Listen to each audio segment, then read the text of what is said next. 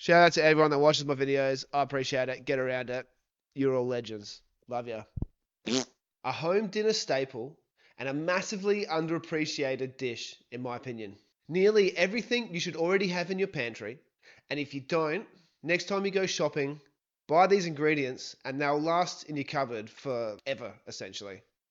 It's a really simple list of ingredients, but I may get caught up explaining some finer details. It's a basic dish, but if you want to get the most out of it, there's a couple of things that you want to get right. Hey, don't keep me waiting much longer. I'm getting impatient up here. Start with the prep as always.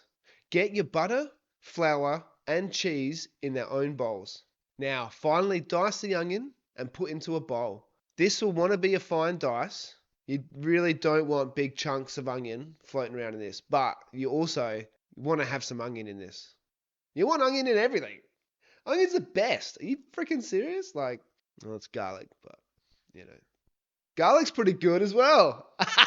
Finally dice the garlic and put into its own bowl as well. Put everything next to the stove.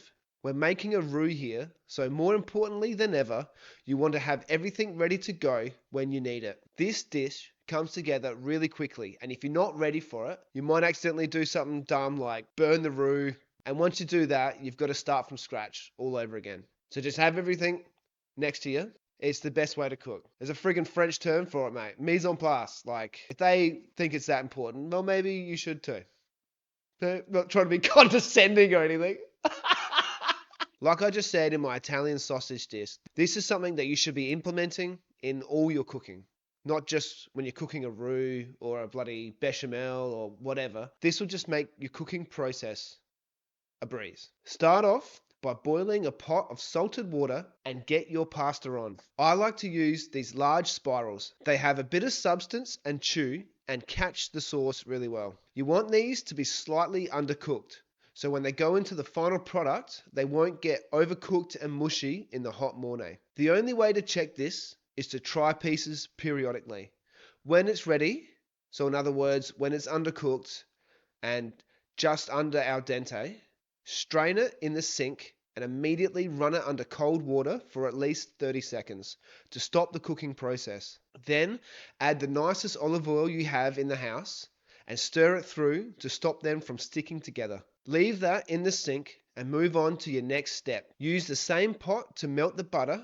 Don't bother wasting time and effort cleaning it. There's really no point. When the butter is melted, add the onion and a pinch of salt and stir it through. This will take at least 5 minutes for it to soften. Once the onion is soft, add the garlic for 1 minute before adding the flour. This is where the roux will come together. You really need to cook this flour out for around 2 minutes to remove its strong flour taste and to develop its nutty flavors. After a couple of minutes, it's time for this roux to become a bechamel. Pour in a cup of milk first and stir continuously. This will prevent the flour from clumping up on you when you add the rest of the milk. It will thicken up really quick, and when it does, add half of the milk that you have left and stir, stir, stir.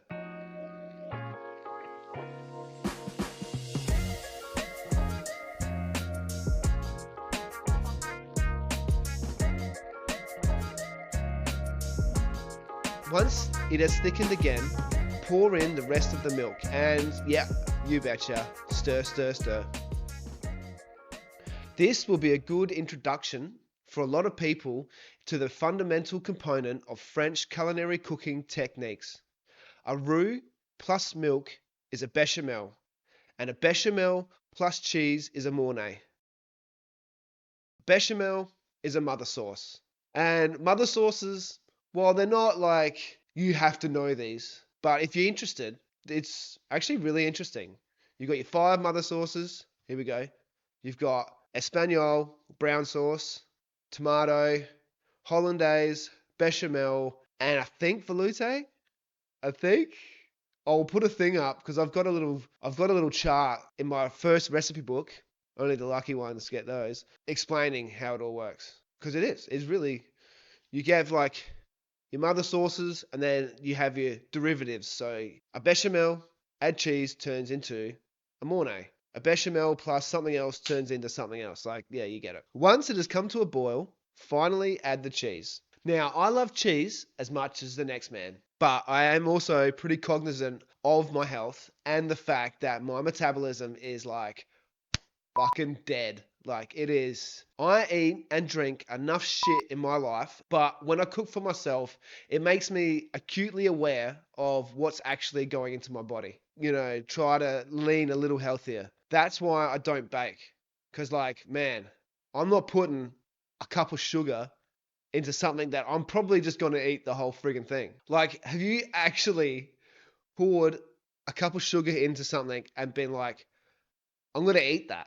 It's like straight up diabetes. So, you got diabetes. Just don't get me wrong, sweets are amazing, but, you know, same with cheese. Cheese is phenomenal, but, man, like, you watch some of those American videos, dude. Yo, where'd you get that cheese, Danny?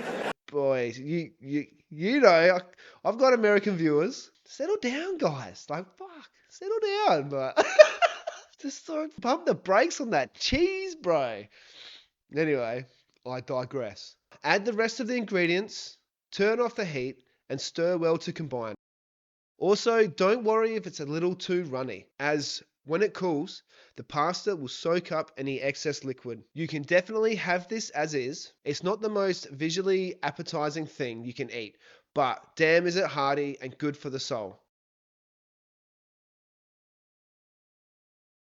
This is when you're going to taste for salt, a super important step, and you're probably going to need a bit. Also, like some freshly cracked pepper goes a long way.